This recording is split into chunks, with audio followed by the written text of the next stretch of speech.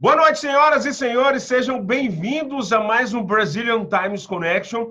E hoje a nossa conexão é com a brasileira, uma escritora. Ela vai me dizer se é jornalista, mas eu sei que ela é colunista também, já foi colunista do jornal Brazilian Times. Ela divide o coração dela hoje entre o Brasil e os Estados Unidos. Nós vamos conversar hoje no nosso Brazilian Times Connection. A nossa conexão é com Ângela Bretas, a escritora Ângela Bretas, que tem diversos livros e já está a posto aí para conversar com a gente. Vamos dar uma boa noite logo para ela. Boa noite, Ângela. Tudo bom, querida? Oi, tudo bom? Boa noite, é um prazer estar aqui com vocês, na família do Brazilian Times, que eu já conheço há mais de 20 anos, que 2 décadas eu fiz parte desse time, então é um prazer estar aqui. Muito prazer em lhe conhecer também. Obrigado, Ângela, obrigado. Já tinha ouvido falar muito de você, já tinha visto algumas matérias, inclusive no Focus, em alguns eventos de ABI, da ABI e tal, tanto na Flórida como em Boston. E eu que digo que é um prazer imensurável bater esse papo com você, que registrou aí, teve a ideia de registrar a vida do imigrante brasileiro nos Estados Unidos. Nós vamos já começar a chegar nessa história. Mas, antes de tudo, você não está na Flórida. Você reside na Flórida, mas nesse momento você não está na Flórida, não é isso, Ângela? Sim, eu resido na Flórida há mais de 13 anos. Eu residi em Boston 17 anos. Então, eu vivi 3 anos nos Estados Unidos. Mas a gente tem um rancho aqui em Rondônia, no interior do Brasil, que eu vim no começo do ano. E com a pandemia eu resolvi ficar por aqui. E então eu divido meu tempo entre aqui e o lá. E eu aproveito agora que eu estou aqui para me dedicar a outros hobbies, a outros projetos sociais que eu faço com as crianças daqui e escrevendo novos livros. Então é uma vida dividida. Mas a minha vida principal como adulta, como mãe, como escritora, sim, eu me formei lá nos Estados Unidos em jornalismo, trabalhei 7 anos com uma companhia de televisão americana na Flórida, mas agora eu resolvi... Qual era a companhia? Qual era a média? Sítio, era a US Media Television, de Olha. Parkland, na Flórida. A gente fazia programa para o CNN, para o NBC. Era uma companhia independente onde a gente fazia os programas que... Uhum. Aquele programa que tem na América é Scene on TV, Uhum. que a gente produzia esses. Eu trabalhei 7 anos fazendo research para essa companhia. Foi uma época muito boa para mim. Eu era a única brasileira do time e trabalhava como tradutora também. E enquanto meus filhos cresciam lá, que a gente tem filhos que nasceram em Boston. Então, assim, conseguimos a dupla cidadania americana e hoje em dia divido entre os 2 países. Maravilha. Mas no começo foi muito difícil, como todo imigrante brasileiro que chega, foi muito difícil. Pois é, você está em Rondônia, mais ou menos aonde? É perto de Porto Velho? Já mais ou menos perto de Porto Sim, Velho? nós estamos no município de Ji-Paraná, é a metade do estado. Nossa, eu eu conheço essa cidade. Eu, além de jornalista, eu também sou comediante. Inclusive, nos Estados Unidos me abraçou bastante, porque na época eu estava no Faustão, fazia o personagem Abiba, então o pessoal me enchia muito a Biba do Faustão. Fui levado pela Yara, pelo Jô, para apresentar os produtos da Globo em 2000. Para a feijoada da Globo, eu estava lá, provavelmente. Que aquele pessoal, eu sempre estava todo ano na feijoada da Rede Globo. E eu tive em Ji-Paraná, fiz show de humor em Ji-Paraná. Que coisa bacana, olha só. Tem muito imigrante de Ji-Paraná. Está convidado a vir aqui passear. Nós temos uma fazenda aqui sustentável, que esses anos todos de América nós investimos, e eu tenho que agradecer a Deus que nós somos uma fazenda sustentável mesmo. Na época assim, que saiu essa palavra sustentável, sustentabilidade, muita gente nem sabia o que era isso. E agora eu posso olhar para o céu e agradecer que a gente tem gado corte e gado leite. Olha então, que coisa bacana. Muitos anos na América para hoje em dia no nosso Brasil. Mas você é daí, você é de Ji-Paraná? E aí o meu nasceu, sua vida... Não, eu sou de Santa Catarina. E o meu esposo é de Minas Gerais. Aí nós casamos aqui em Ji-Paraná, porque o meu irmão é um pioneiro dessa cidade. Meu irmão era militar na época do Quito Beck, e ele veio para Ji-Paraná, eles que construíram essa ponte, uma história muito bonita. Ele faleceu ano passado, acidente de carro em Camboriú, mas já era militar aposentado. E ele veio na época, meu pai resolveu vir, eu era menina, mocinha, e vim. E casei com 18 anos, aí meu esposo fomos embora para a Flórida. Na época era 85. 85. E naquela época o pessoal tem um ditado que fala: quem chega primeiro bebe água limpa. Isso não é verdade. Quem chega primeiro bebe água suja. Nós fomos os brasileiros, os brazucas, os pioneiros da América. Que nós que chegamos naquela época e abrimos caminho para outros brasileiros virem. Então, por muitos anos... Eu vou te interromper. Como foi essa ideia? Você foi morar, você é de Santa Catarina, foi morar em Ji-Paraná. Como foi a ideia de dizer, vamos para os Estados Unidos? Porque o meu esposo, a família deles é uma família tradicional de Valadares, chama Bretas. O Bretas é dele, da família dele. E ele já tinha irmãos que já estavam morando nos Estados Unidos há mais de 30 anos. Entendi. Então, se você pesquisar na história da imigração brasileira, o fluxo de valadarense é muito grande nos Estados Unidos. Os primeiros, se você for pesquisar, eu fiz algumas entrevistas com os pioneiros mesmo dos Estados Unidos. O meu cunhado é um.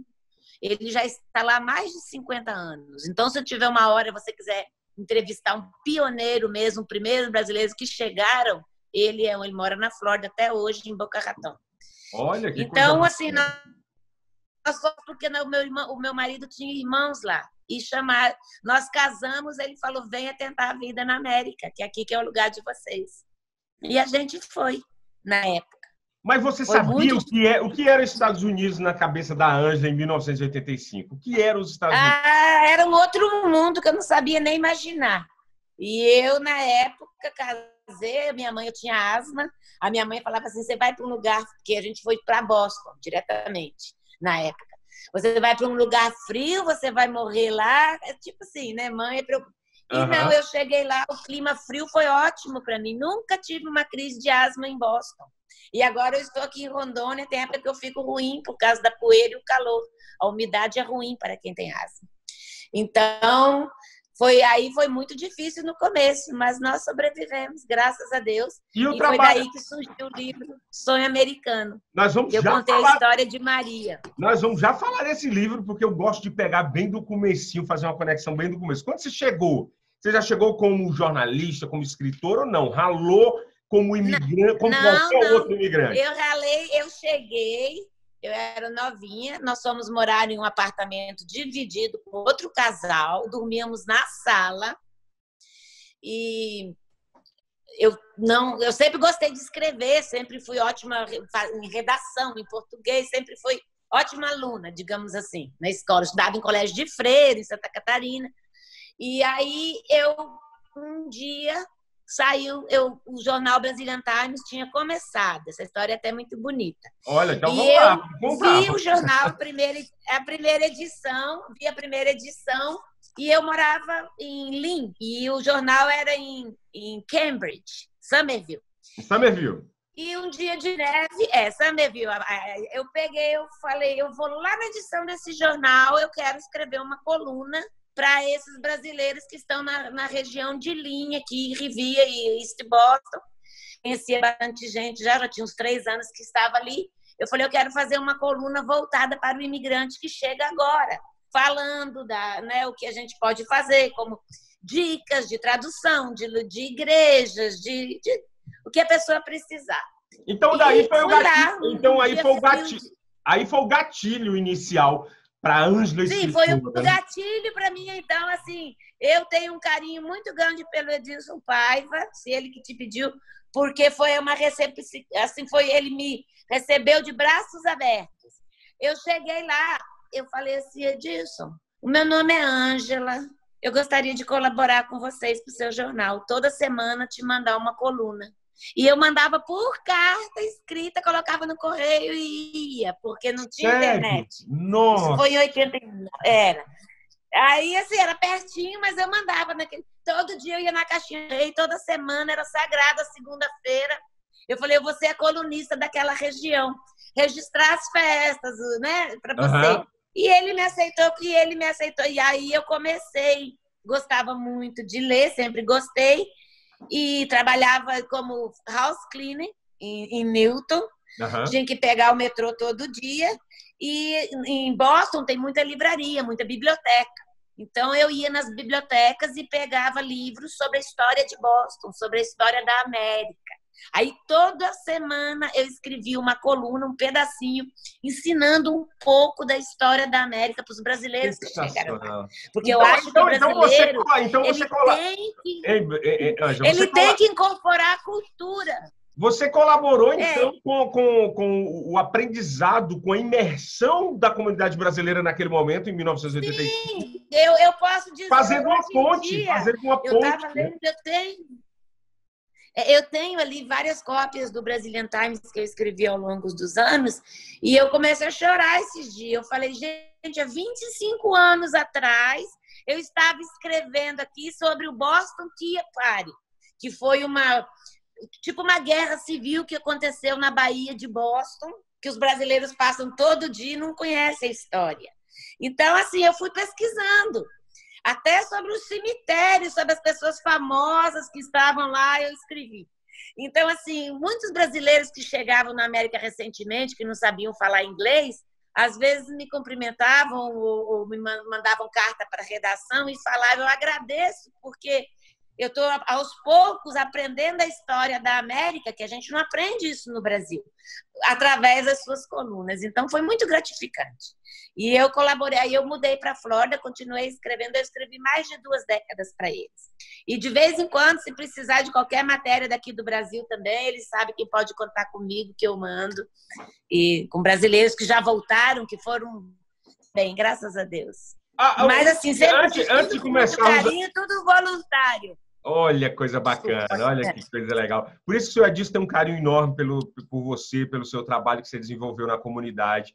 E ele já fez tipo um pré-list para mim de pessoas que ele quer que eu registre esse bate-papo, que eu faça essa conexão, que eternize em vídeo essa história. Por exemplo, isso para mim é totalmente novidade. Fico Que feliz bom, de que bom. saber. E na época, o Brazilian Times era poucas edições que entregavam, entendeu? Aos poucos, nos locais, nas lojas brasileiras.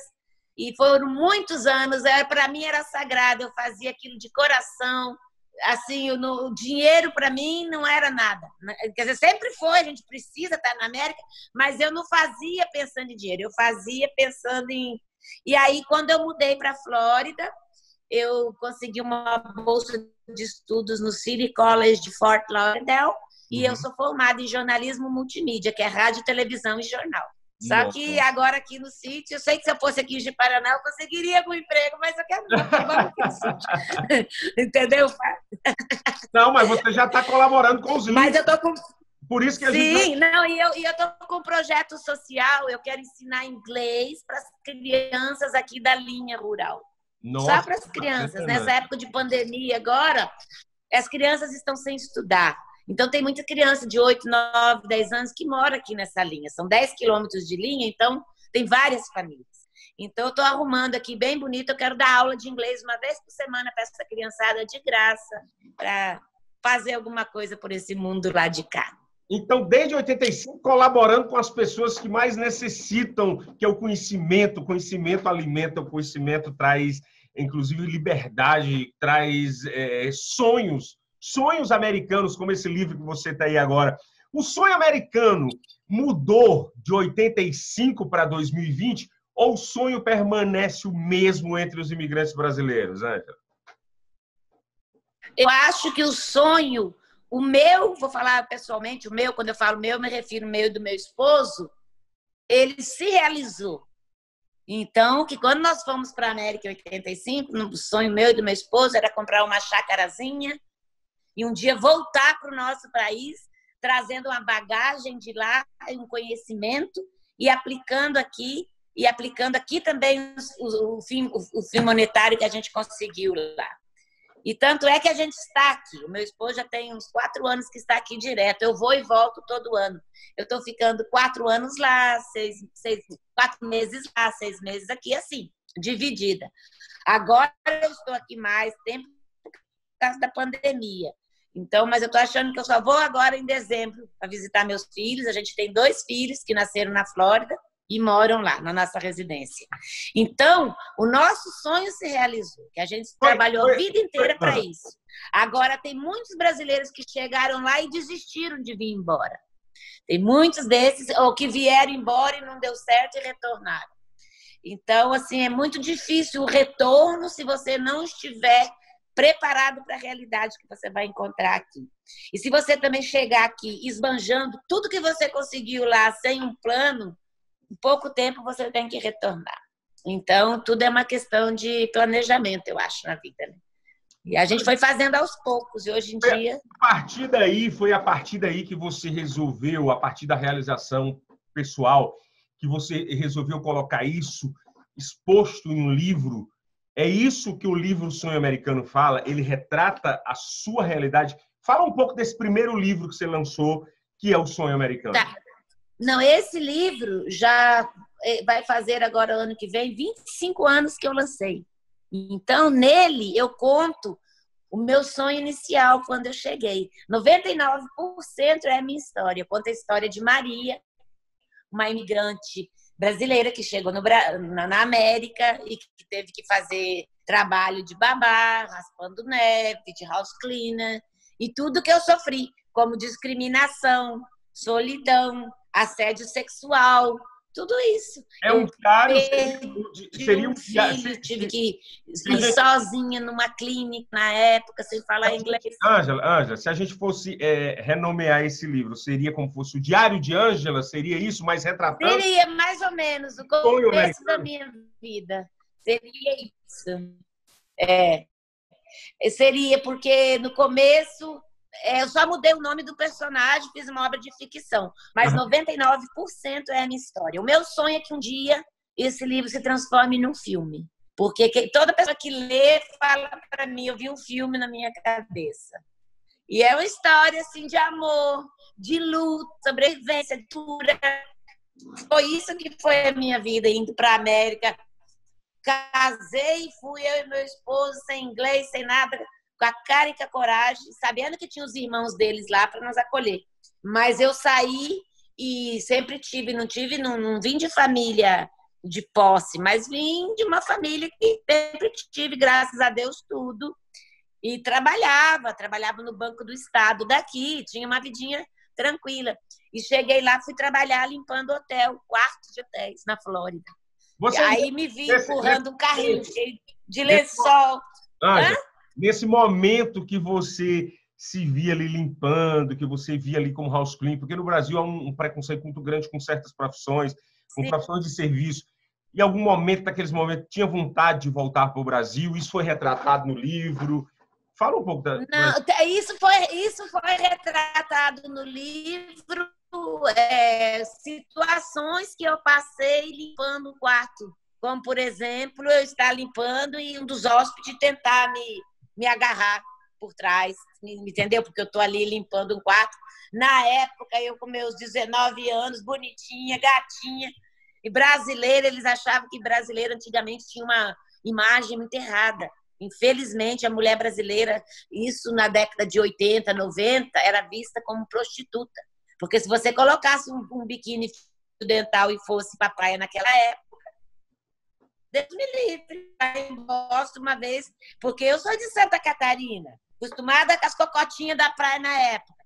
Aí levei meus biquínis pequenininhos, entendeu? Eu tô lá na praia em Boston com meu esposo, a americana faltou me pegar uma toalha e enrolar em mim. Então, histórias assim que eu já passei na minha vida, sabe? Mas tudo tá valendo. E né? como é que você lidava com isso? Como é que você lidava com a xenofobia, o preconceito com o imigrante? Como é que você lidava com isso?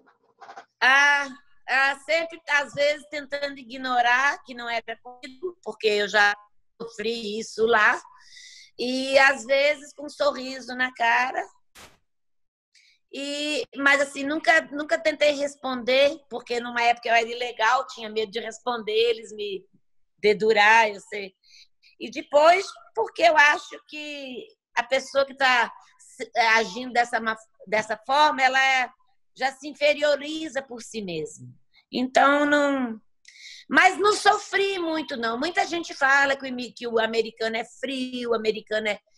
Às vezes eu me sentia discriminada por outros próprios imigrantes que estavam lá. O americano em si, o americano puro mesmo, ele é uma pessoa do bem, ele é uma pessoa que ele não discrimina tanto assim, não. Pelo menos os que eu tive sorte de encontrar me auxiliaram muito. E aí, também, assim, lá tem muito imigrante, né? Uhum. E como foi essa primeira vendagem do livro? Como foi o acesso desse livro a outros imigrantes, a outros brasileiros no começo? E o que foi que te incentivou a escrever? Esse livro, a primeira... foi assim. É uma história também bem interessante. Eu estava em Boston na época, isso antes de eu conhecer quando eu me apresentei para o Edilson Paiva, eu já escrevia. Já estava com o livro pronto, praticamente. Eu falei para ele, estou com um livro no prelo, tal, contei a minha história. Mas tudo começou assim. Um dia de neve, muito frio em Boston, eu saí e fui no Salvation Army, que é um lugar que tipo um brechó, que você compra roupas usadas, casacos usados. E eu tinha $20 somente no bolso. $20 naquela época, como se fosse $100 hoje em dia. Era muito dinheiro. Eu fui nesse lugar para comprar esse casaco. Achei um casaco por $15. Estou com um casaco no braço indo para o caixa. Aí eu vi uma máquina de datilografia, dessas antigas da Olivetti de ferro, para vender. Por $20. Aí eu falei, eu lavo o casaco, eu levo a máquina. Eu falei, não, mas eu preciso do casaco, porque estava um inverno em Boston, muito frio. Eu falei, não, mas a máquina vai ser minha companheira. Não tinha internet, a gente não tinha. E eu sempre gostei da datilografia e tal. Eu falei, eu quero um lugar que eu vou começar a escrever um livro da minha vida na América, como é que é. Aí, o que aconteceu? Eu larguei o casaco para trás e abracei aquela máquina. Eu caminhava por aquelas ruas de Boston, sentindo calor. Parece que o abraço da máquina me esquentava por dentro. Não precisei de casaco. Olha. Aí larguei o casaco e foi assim que eu escrevi esse livro, nessa máquina velha. E foi assim que tudo começou. Você falou uma coisa bastante poética. A literatura, o conhecimento, ele aquece a alma. Eu vou agora partir para a coisa literal também, já que você foi tão bonita essa tua mensagem em trocar um casaco para te aquecer do frio congelante do inverno de Boston por uma máquina de escrever que ia aquecer muito mais do que o seu corpo físico e aquecer realmente a sua alma, e não só a sua alma, a alma de quem pudesse ler o que você estaria escrevendo naquela... Foi por aí. Muito obrigada por colocar minhas palavras assim tão bonitas, mas é por aí. Foi isso que eu senti. Eu cheguei em casa tão feliz que eu nem lembrei de casaco. Né? E já comecei a escrever e ali não parei mais. E eu escrevi o Brazilian Times dessa maquininha, adorava. Era o tic-tic-tac que ia a neve caindo lá fora. Olha. Mas foi assim que eu me encontrei como, digamos, escritora. Foi assim que fluiu a minha veia jornalística e foi por aí que tudo começou. Do primeiro livro, O Sonho Americano, para o segundo, quanto tempo levou? 2 anos. Aí nós já estávamos na Flórida, eu tinha muitas poesias, aí eu resolvi fazer esse Conversando com as Estrelas. Tem poesias em português, em inglês e italiano. Mas, para mim, uma das poesias mais bonitas que tem aqui, quando o Brasil fez 500 anos, na época, o Peri Ribeiro morava em Miami, já falecido. Uhum. E ia ter um festival em Miami sobre os 500 anos do Brasil. E eles pediram para mim se eu poderia escrever uma poesia para ser recitada pelo Peri Ribeiro lá em Miami. E eu escrevi essa poesia, acordei de madrugada e comecei a lembrar de tudo que o Brasil tinha no meu coração, na minha mente. Isso depois que eu já estava nos Estados Unidos há mais de 15 anos.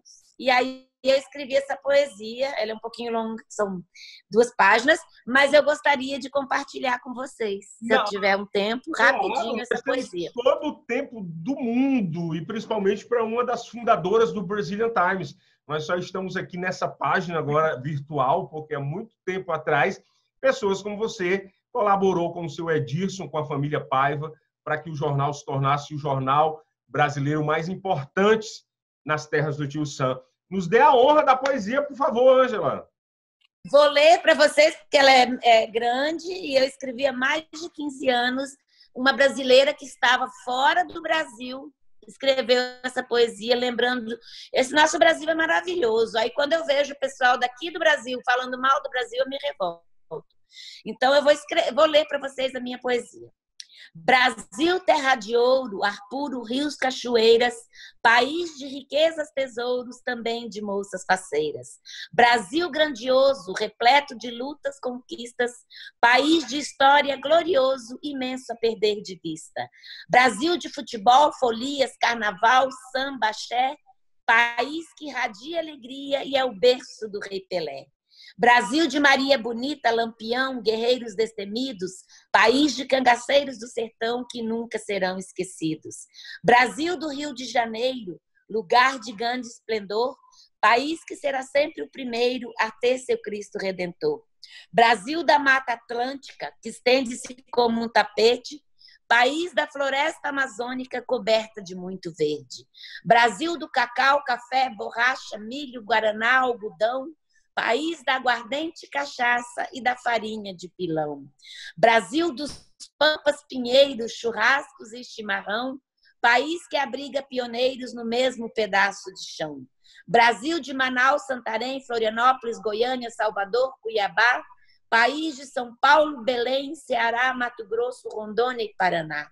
Brasil do cocada, pão de queijo, iguarias sem iguais, país do arroz doce e feijoada, que salaia que se faz. Brasil de Aleijadinho, Rui Barbosa, Drummond, José de Alencar, país de pessoas famosas que sempre iremos lembrar. Brasil das cataratas do Iguaçu, lugar nenhum possui essa grandeza, país do Pelourinho e do rio Itajaí Sul, locais de tamanha beleza.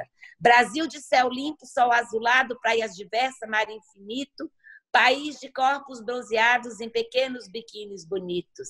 Brasil do Rio Tocantins, majestoso, profundo e visitado. País dos solimões que não tem fim, onde não se enxerga do outro lado. Brasil de grandes boiadas, fazendas, peões e berrantes. País de vaqueiros e festas animadas que levantam poeira no horizonte. Brasil de Elis Regina, Vinícius, Tom Jobim e Toquinho, mestres da MPB. País que criou a bossa nova com carinho, com talentos que só lá é que se vê. Brasil do Pantanal, repleto de vida selvagem, país de flora e fauna sem igual, como se fosse miragem. Brasil em 500 anos, sua terra foi desbravada, país de índios, brancos, negros, mulatos, ciganos, por todos a pátria amada. Nossa, aplausos. Grande a poesia, mas acabou. Aplausos virtuais aqui nesse momento, que bacana. Então, nos 500 anos, você retratou o Brasil numa poesia de ponta a ponta, do Aipoca ao Chuí, de todas as culturas, você conseguiu retratar dentro de uma poesia linda e maravilhosa, tanto nos Estados Unidos. Obrigada. E aí foi recitada lá para os brazucas que estavam lá. Foi uma festa muito bonita. Então, assim, eu acho que essa foi a minha marca que eu deixei, que estou deixando aos poucos já são para a comunidade brasileira. Já são quantos livros publicados por você? Olha, os solos eu tenho 4 livros, mas em várias antologias que eu participei, eu tenho mais de 12 que eu participei. Agora, esse livro aqui, eu fui a pioneira, eu consegui reunir 30 autores. O que todo mundo tinha em comum é que eram residentes fora do Brasil. E aí nós criamos um livro de prosa e poesias. E eu que coordenei, eu tinha a editora, que era a Bretas Books, na época, lá na Flórida, e a gente fez a antologia 1 e 2. Muita gente ainda, vamos fazer um novo. Quem sabe, qualquer hora eu anime, a gente reúne mais uma turma e faz um outro. Olha, merece. Mas eu também... Eu acho que merecemos mais obras como essa. Esses livros hoje eles podem ser encontrados na Amazon? Os- Olha, na Amazon não tem mais, eu só tenho individual. As pessoas entram em contato comigo e eu mando por correio certinho.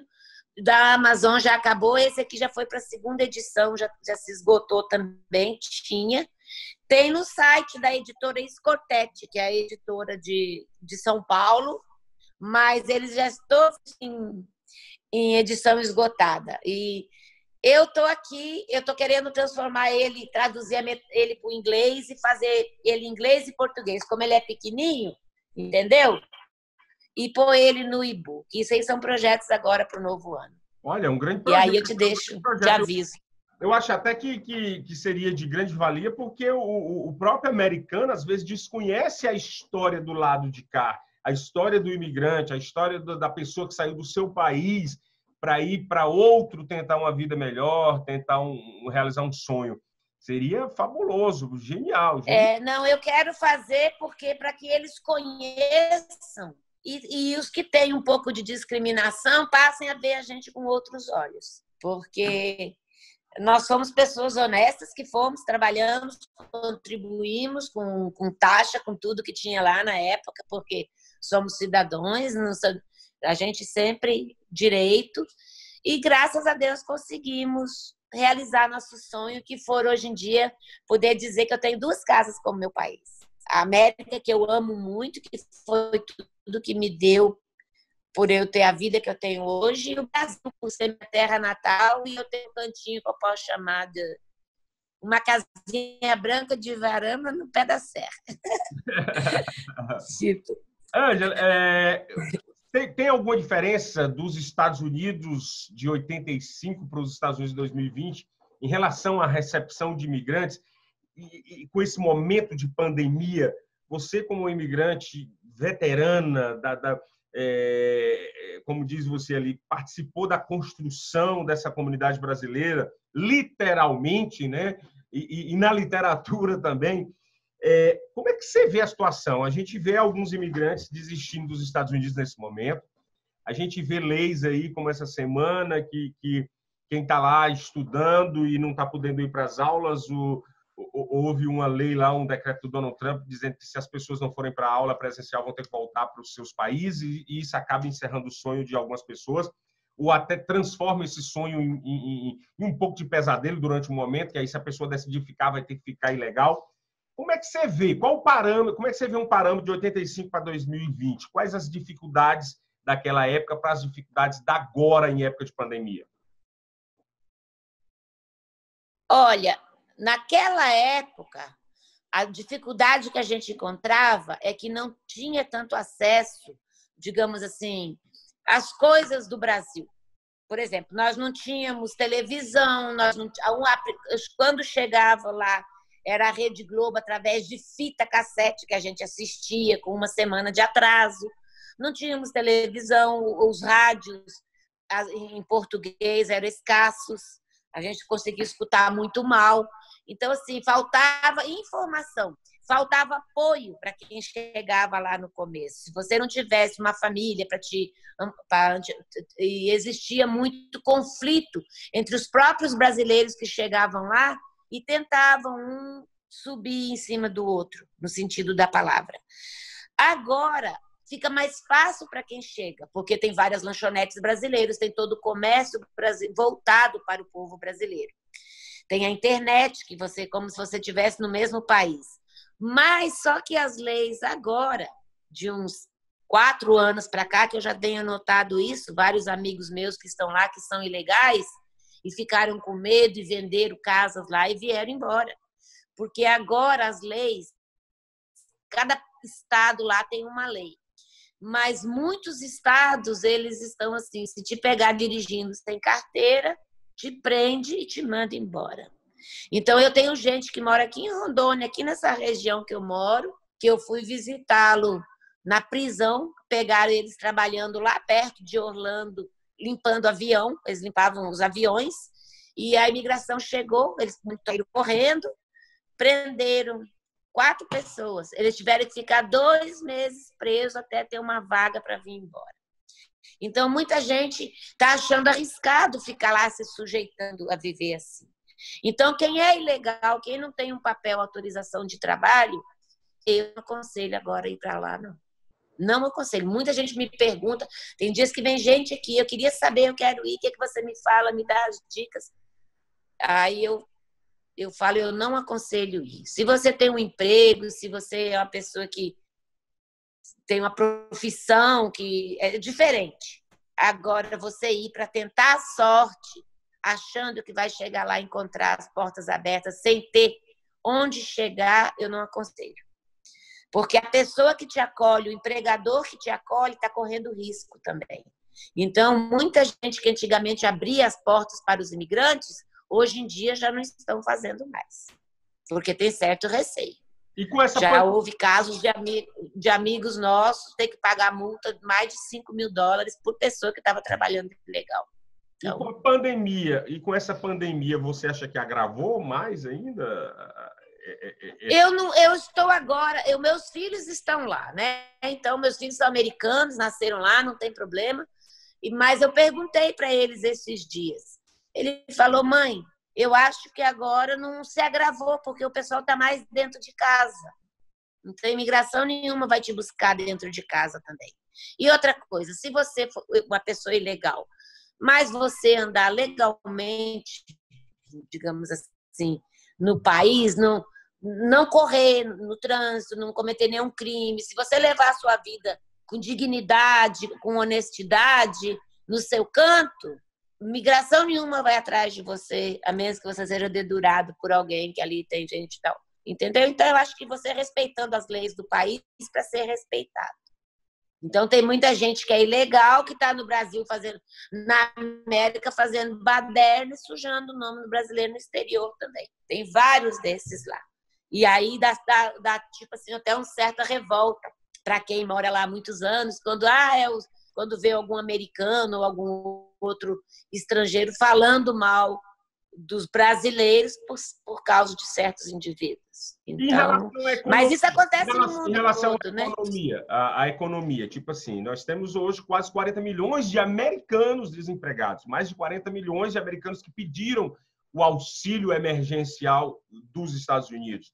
Uhum. Em relação, se o americano está sem emprego nesse momento, na retomada, você acha que vai haver ali uma briga pelo emprego? O americano tem alguns empregos que eles têm a posição de dizer, não quero fazer porque o país tinha uma economia forte. Agora, voltando essa economia a girar novamente, o americano ele vai querer... Você vê o americano fazendo um house clean, um landscape, brigando por uma vaga de um emprego de imigrante? Você vê isso pela sua experiência? Vê.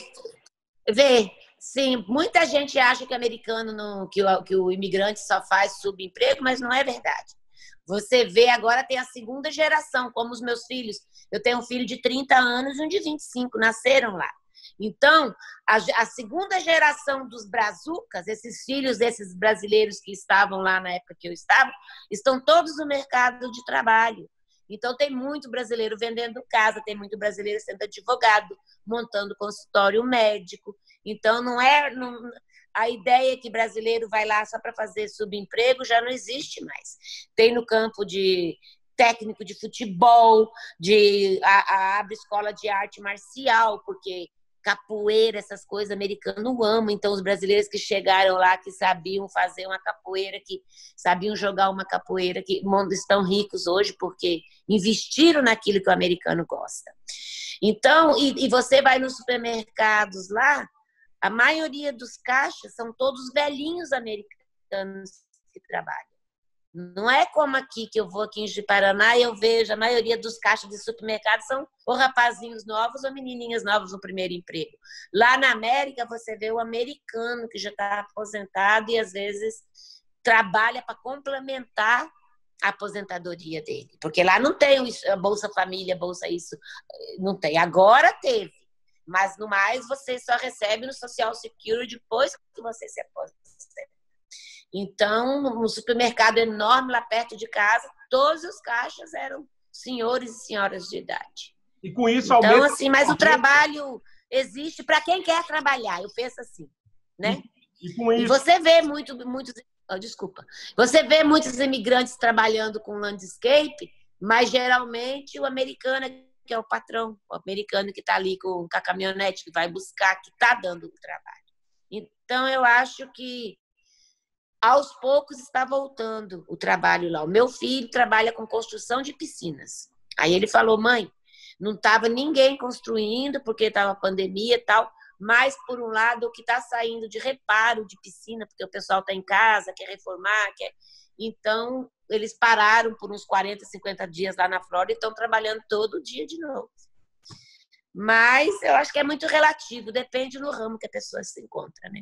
E a Ângela, politicamente, acompanha os Estados Unidos? O que é que você acha? O Donald Trump consegue ganhar novamente? Joe Biden? Você não precisa dizer aqui qual o seu... Eu não gosto de política. Eu não gosto de falar muito de política, não gosto.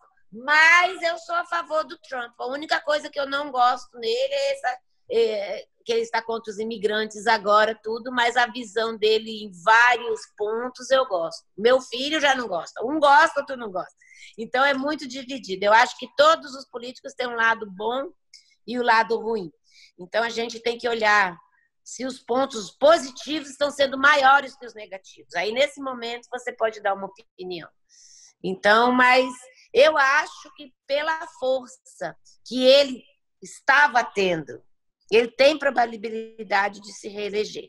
Mas essa pandemia, de certa forma, chegou para mexer no pote. Então, agora, só vendo o que vai ser para acontecer. Não posso te dizer. Não, é claro, só uma emissão de uma opinião mesmo. O imigrante, ele tem que meio que se importar também com a política americana, porque a vida dele está meio que dependendo também da política americana, ou não? Ele vai para lá para fazer um sonho, ele tem que esquecer tudo e partir só para isso? Não, eu acho... Não, ele tem que se importar, sim, porque quando você se torna cidadão, votar lá não é obrigatório o voto, igual aqui. Lá você vota se você quiser. Eu sempre votei. Gostava, eu era na época do Obama, eu gostava do Obama, votei no Obama. Na época do Trump eu já estava para cá, não cheguei a votar. Não queria que ele ganhasse, não. Mas ganhou, e aí eu vi algumas coisas que ele fez.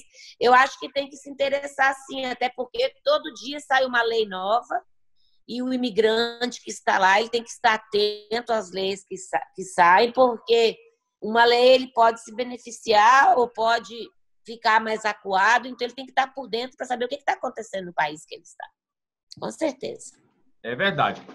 Além dos projetos dos livros, que botar para virar e-book, o primeiro e tal, você está nesse momento aí de reclusão voluntária, né? De quarentena voluntária, numa fazenda maravilhosa.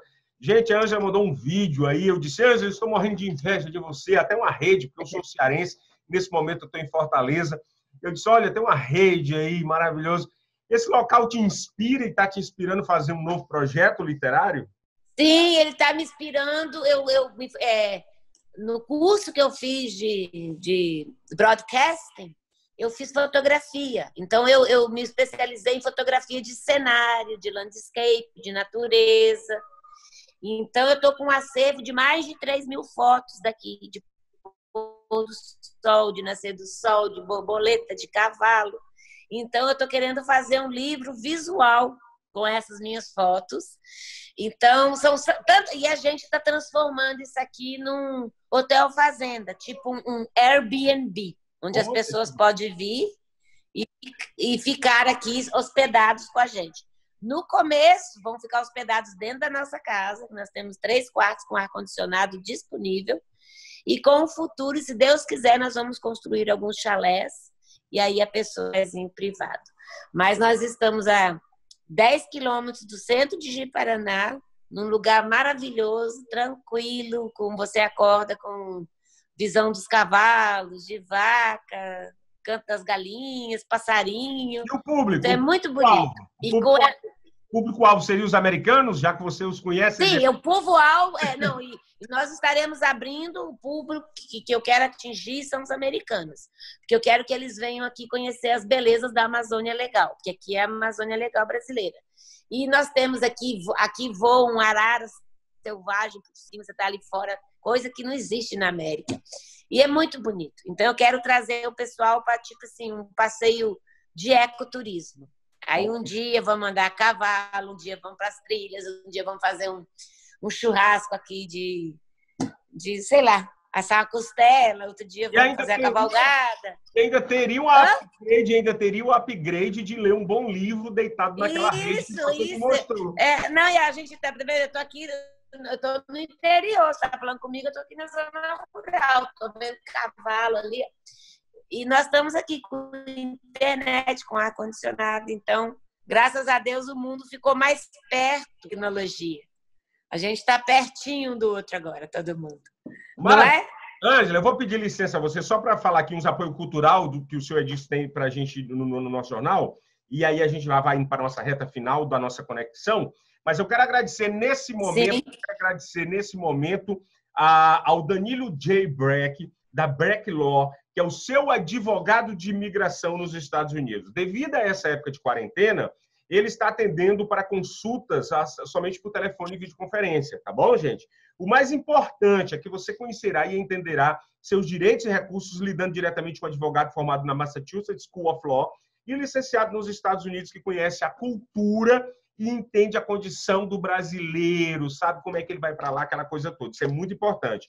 E ele, o Danilo, dá um apoio ao Jornal Brazilian Times, por isso que a gente está aqui agradecendo esse apoio cultural. Você quer ligar para o Danilo? Você liga para o 978-453-7225, ou quando passar toda essa pandemia, você pode fazer um meeting com ele lá, conversando olho no olho, lá na 648 da Central Street em Lowell, no estado americano de Massachusetts. Outra coisa é ficar também na pandemia sem fazer nada. Se tiver uns livros aí da nossa querida Ângela, você consegue passar o tempo. Mas se não tiver o livro, você tem que ter uma boa internet. Eu vou indicar para vocês a internet da Atlas Cable Service. A Atlas Cable Service fica na 493 da Broadway, lá em Everett, Massachusetts. E tá com uma promoção super bacana, gente. A Triple Play, por $79,99, você tem televisão, você tem fone e internet maravilhosa, tá bom? Quero agradecer também a nossa internet aqui do nosso estúdio aqui no Ceará, em Fortaleza, que é a Smart Soluções, internets corporativas por apenas um preço aí que você vai ligar e vai se informar. Em Fortaleza, apenas corporativo. Na região da Caucaia e praia do Cumbuco, Icaraí, tem planos residenciais também, tá bom? Esses são os nossos apoios. Voltamos agora novamente com a nossa querida Ângela Bretas, essa imigrante que levou cultura, levou literatura para a comunidade brasileira e leva até hoje. Levou não, está levando desde 85. Ângela, que papo maravilhoso, conhecer um pouco mais da história do próprio jornal, a história da literatura brasileira, da comunidade brasileira, e fico feliz por essas obras, né? Aproveita e vende o seu peixe. Vamos vender o seu Muito peixe. Muito obrigada.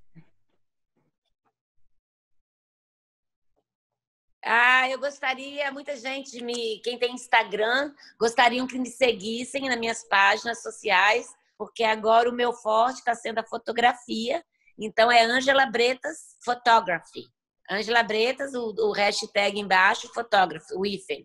E eu tenho também no Facebook, Ângela Bretas Photography. E quem quiser ver as fotos do nosso rancho aqui, do nosso pedacinho aqui no Brasil, é só seguir no Facebook também, American Ranch Americano. Então, em breve... Já está valendo, Ângela? Se a pessoa quiser, eu vou lá para o Brasil, porque americano pode sair, quem for legal, quem tiver green card pode sair. Sim, a gente é só entrar na página do Facebook. É só entrar na página do Facebook e entrar em contato com a gente. Nós temos 2 quartos com ar-condicionado, Wi-Fi, num rancho de pecuária de gado e corte. E tem, assim, atividades para toda a família. Andar a cavalo, um dia ir na cidade, conhecer a vila, outro dia ir na beira do rio explorar, outro dia fazer uma trilha, andar de bicicleta, tomar banho na represa, pescar. tudo de bom que tem na vida no interior. Mas o que eu gostaria de deixar uma mensagem para todos os brasileiros que estão nos Estados Unidos agora é que nunca desistam dos seus sonhos. Vocês estão aí num país que dá todas as oportunidades. Procurem estudar, procurem conhecer a cultura, procurem aprender a língua, para o dia que vocês virem embora, vocês possam transmitir isso para gerações que estão aqui e para gerações que ficaram. Então, um beijo no coração de vocês. Estou com saudade imensa de Massachusetts. Amo o pessoal do Brazilian Times. Um abraço grande para todos da edição. E em especial para o seu Edilson, para o Juninho, para todo mundo, para a Liliane, para todos de lá. E estou por aqui. Estou aqui no Brasil esperando vocês de braço aberto. E muito obrigada pela oportunidade. Brava gente brasileira, é assim que a gente vai terminar. Brava gente brasileira em terras estrangeiras. Exatamente. E aí, essa brava gente que está aí. Essa aqui foi a antologia que eu coordenei. Aquela então, história sou brasileiro e não desisto nunca. É verdade, Ângela? Você, só para encerrar... Eu sou essa. Eu sou uma dessas, porque... eu tenho a dupla cidadania. Eu poderia estar lá nos Estados Unidos agora, vivendo a minha vida, trabalhando numa companhia toda arrumada, toda bonita. Estou aqui no meio do mato, igual sem unha pintada, igual uma roceira, mas estou feliz, de coração aberto, dentro do meu Brasil. Eu amo o meu Brasil. E fico brava se falar mal do Brasil comigo, porque só quem foi para fora, que viveu em outros países, que sente o gosto de retornar para o Brasil. O Brasil é um país abençoado por Deus e bonito por natureza. Maravilha. Obrigado, Ângela, por ceder um pouquinho do seu tempo, da sua agenda, deixar de desfrutar aí dessa vista maravilhosa, desse local que você mostrou aí, um vídeo lindo, para bater esse papo e passar um pouco da sua experiência aqui para as pessoas que estão nos assistindo nesse momento na página do Jornal Brazilian Times, no nosso Brazilian Times Connection. Obrigado, boa noite. Então, tá bom. Um beijo no coração. Muito obrigada. Fique com Deus. Obrigado, gente. Boa noite. Na próxima quarta-feira, nós teremos mais um imigrante de sucesso, um imigrante de relevância, contando um pouco da sua história aqui no nosso Brazilian Times Connection. Boa quarta-feira. Até a próxima semana.